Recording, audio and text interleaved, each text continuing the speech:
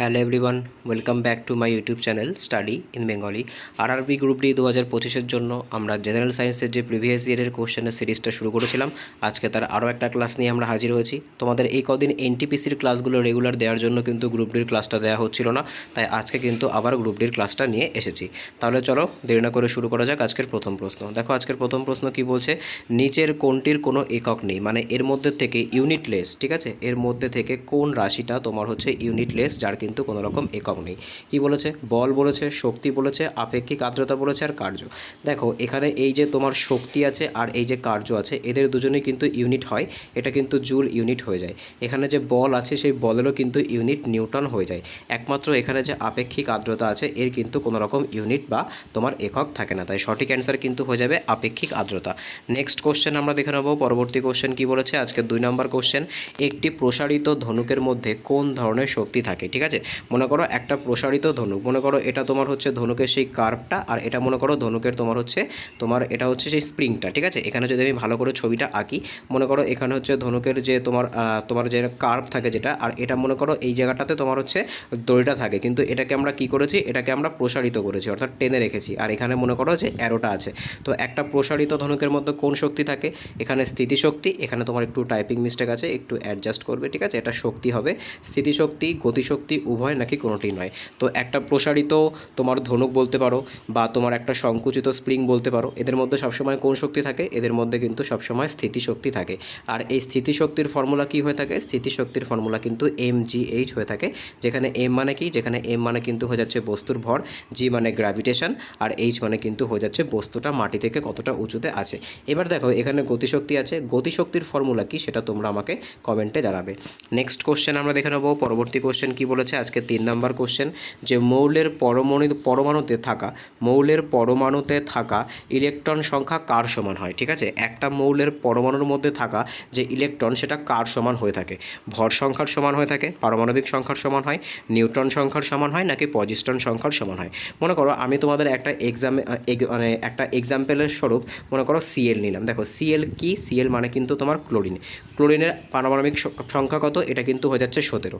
দেখো ক্লোরিনের যে পারমাণবিক সংখ্যা 17, মনে রাখবে ক্লোরিনের পারমাণবিক সংখ্যা 17 মানে কিন্তু হয়ে যাচ্ছে এটা এর প্রোটন নাম্বার। ঠিক আছে, এটা কি?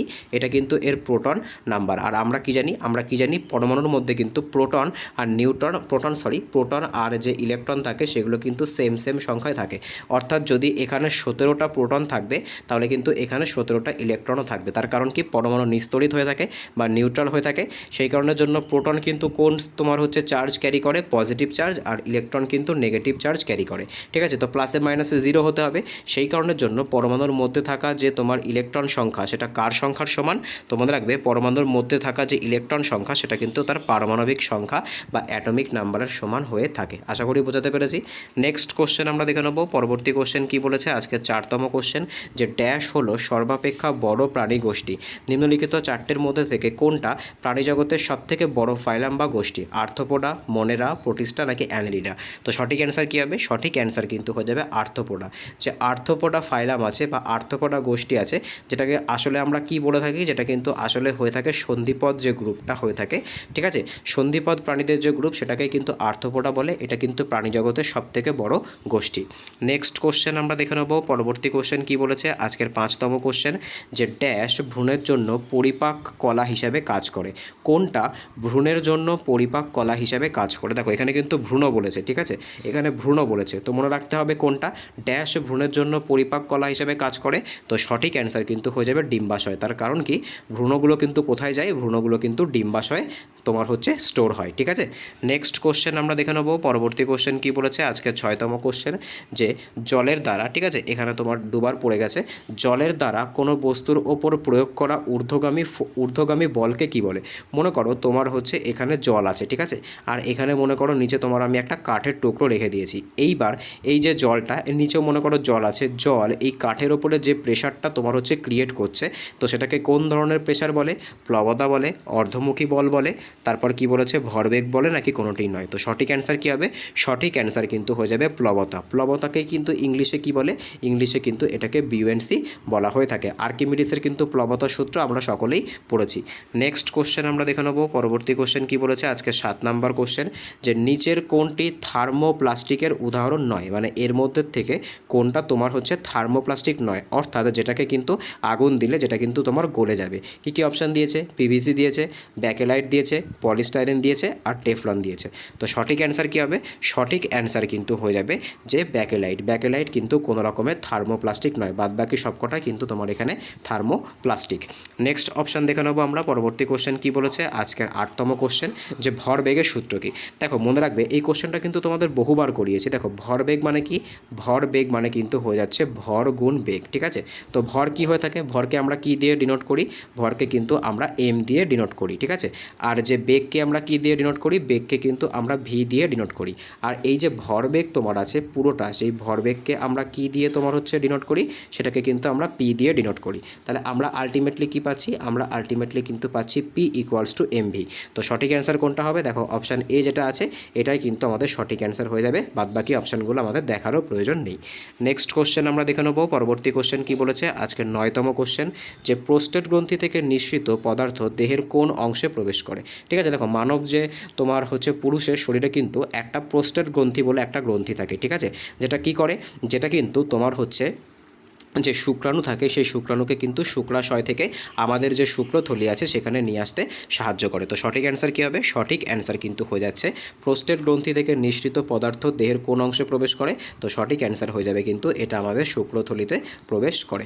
নেক্সট কোশ্চেন আমরা দেখে নেব। পরবর্তী কোশ্চেন কি বলেছে? আজকে 10 নম্বর কোশ্চেন, যে একটি লেন্সের ফোকাস দূরত্ব -40 হলে লেন্সটি কোন প্রকৃতির। দেখো তোমাদেরকে কিন্তু আগেও বলেছি, যদি তোমার লেন্সের ফোকাস দৈর্ঘ্য পজিটিভ হয় তাহলে কি হয়, আর লেন্সের ফোকাস দৈর্ঘ্য যদি নেগেটিভ হয় সেক্ষেত্রে কি হয়। দেখো লেন্সের ফোকাস দৈর্ঘ্য যদি পজিটিভ হয় সেক্ষেত্রে কিন্তু উত্তল লেন্স হয়ে থাকে, আর লেন্সের ফোকাস দৈর্ঘ্য যদি তোমার হচ্ছে নেগেটিভ হয় সেক্ষেত্রে কিন্তু তোমার অবতল লেন্স হয়ে থাকে। তো এখানে কিন্তু আমাদের লেন্সের ফোকাস দৈর্ঘ্য কত বলেছে? লেন্সের ফোকাস দূরত্ব কিন্তু বলেছে তোমার -40 সেন্টিমিটার। তো আমাদের এখানে তোমার হচ্ছে লেন্সটি কোন প্রকৃতির হবে? তো লেন্সটি কিন্তু অবতল লেন্স হয়ে যাবে, ঠিক আছে? বা অবতল লেন্সকে কি বলে ইংলিশে? এটাকে কিন্তু কনকেভ লেন্সও বলা হয়ে থাকে।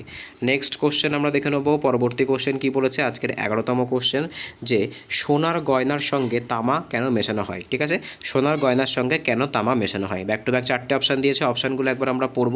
সোনাকে শক্ত করার জন্য, সোনাকে নরম করার জন্য, সোনাকে নমনীয় করার জন্য, নাকি সোনাকে উজ্জ্বল করার জন্য।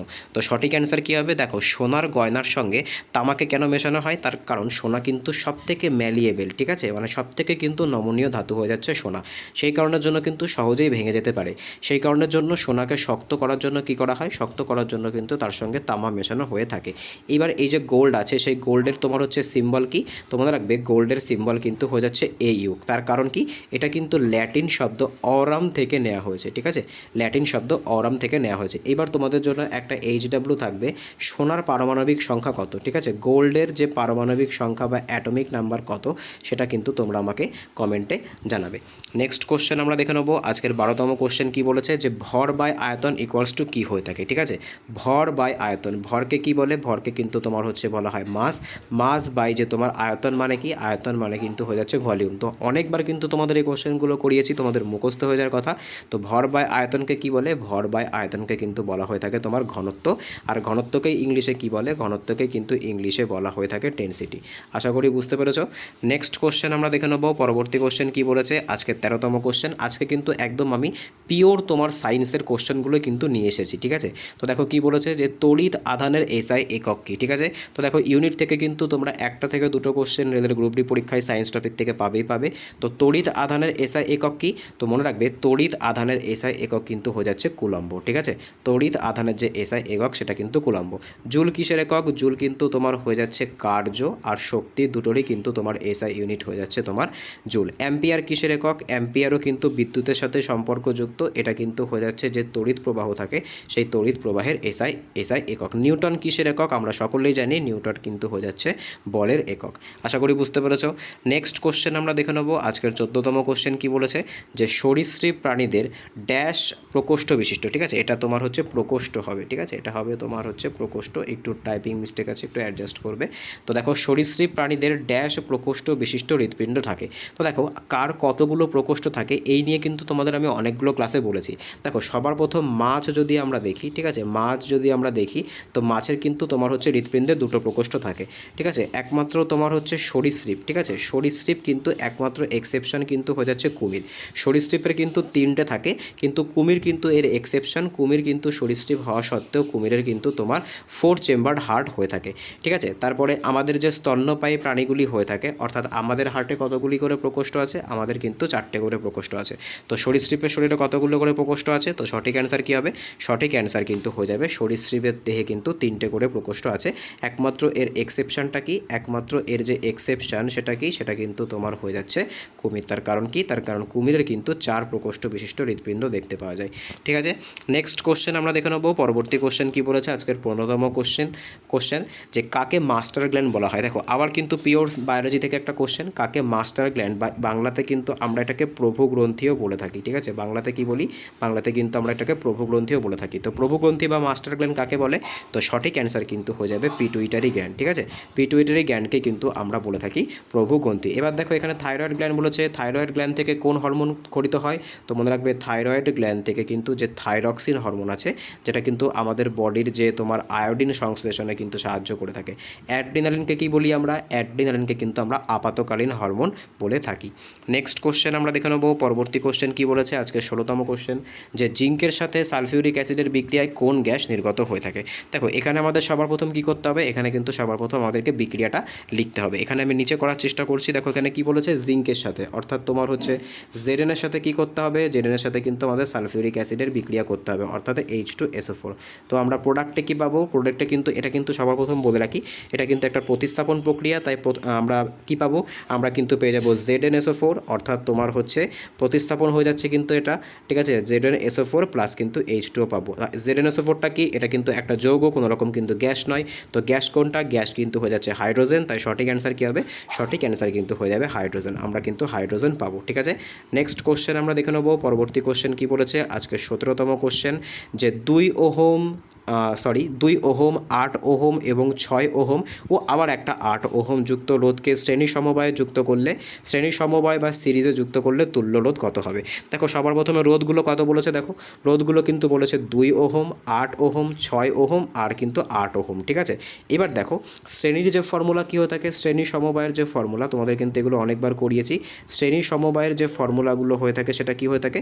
সেটা কিন্তু আর ইকুইভ্যালেন্ট ইকুয়ালস টু কী হয়ে থাকে? যতগুলো তোমার রোধ দেওয়া থাকবে জাস্ট নর্মালি প্লাস করতে হবে, R1 R2 R3 R4 করে কিন্তু প্লাস করতে হবে। তো এখানে আমাদের কি আছে? এখানে কিন্তু আমাদের 4টে রোধ আছে। কি কি বলেছে? আমাদের এখানে 2 বলেছে, তারপরে 8 বলেছে, তারপরে 6 বলেছে, তারপরে কিন্তু আবার 8 বলেছে। তো যোগ করে দাও নর্মালি, আর ইকুইভ্যালেন্ট আমরা কিন্তু পেয়ে যাব। তো সঠিক অ্যান্সার কী হচ্ছে? 8 আর 2 10, 16, 16 আর 8 কিন্তু 24 অ্যাম্পিয়ার কিন্তু আমাদের সঠিক অ্যান্সার হয়ে যাবে, ঠিক আছে। আশা করি বুঝতে পেরেছো। নেক্সট কোশ্চেন আমরা দেখে নেবো। পরবর্তী কোশ্চেন কী বলেছে? আজকের 18তম কোশ্চেন যে 10 কেজি ভরের একটি বস্তুকে মাটি থেকে 40 মিটার ওপরে তুললে কৃতকার্যের পরিমাণ কত হবে? তো দেখো কৃতকার্য থেকে কিন্তু আরেকটা অঙ্ক দিয়েছে, এটাকে কিন্তু আমরা কি করতে পারি? এটাকে কিন্তু আমরা স্থিতিশক্তি দিয়েও করতে পারি, ঠিক আছে। দেখো এখানে কিন্তু তোমার জি এর মানটা দেয়নি, জি এর মান যদি না দেওয়া থাকে তাহলে সেক্ষেত্রে কিন্তু তোমাদেরকে ধরে নিতে হবে 9.8। যদি তোমাদেরকে জি এর মান দিয়ে দেয় সেক্ষেত্রে তো 10 তোমাদেরকে দিয়ে দেবে, কিন্তু জি এর মান যদি না দেওয়া থাকে সেক্ষেত্রে কিন্তু তোমাদেরকে 9.8 ধরে নিতে হবে। এবার দেখো আমরা ফর্মুলাটা পাতাই। তো ফর্মুলা কি? ফর্মুলা কিন্তু আমাদের হয়ে যাচ্ছে mgh। জাস্ট ডেটাগুলোকে এবার আমরা এখানে পুট করি। তো ডেটাগুলোকে পুট করলে কত পাবো? দেখো এম কত বলেছে? এম কিন্তু বলেছে 10 কেজি। তো আমাদের জি কত বলেছে? জিকে আমরা 9.8 ধরে নিয়েছি, তার কারণ কি? আমাদের এখানে কিন্তু এখানে জি এর মান দেওয়া নেই। এবার দেখো কি বলেছে? এবার তোমার এখানে উচ্চতা কত বলেছে? উচ্চতা কিন্তু 40 বলেছে, জাস্ট তোমার কিন্তু মাল্টিপ্লাই করতে হবে। তো এখান থেকে মনে করো 9 উঠে গিয়ে পয়েন্ট উঠে গিয়ে এখানে 10 হলো। এবার জাস্ট তোমার হচ্ছে গুণ করো, 4 8 32 2 হাতে হচ্ছে 3, 4 নং 36, 36 আর 3 কত হয়ে যাচ্ছে? 36 আর 3 কিন্তু হয়ে যাচ্ছে 39। এত জুল কিন্তু আমাদের সঠিক অ্যান্সার হয়ে যাচ্ছে। 3920 জুল কিন্তু আমাদের সঠিক অ্যান্সার হয়ে যাচ্ছে। আরেকবার মিলিয়ে নিই চলো।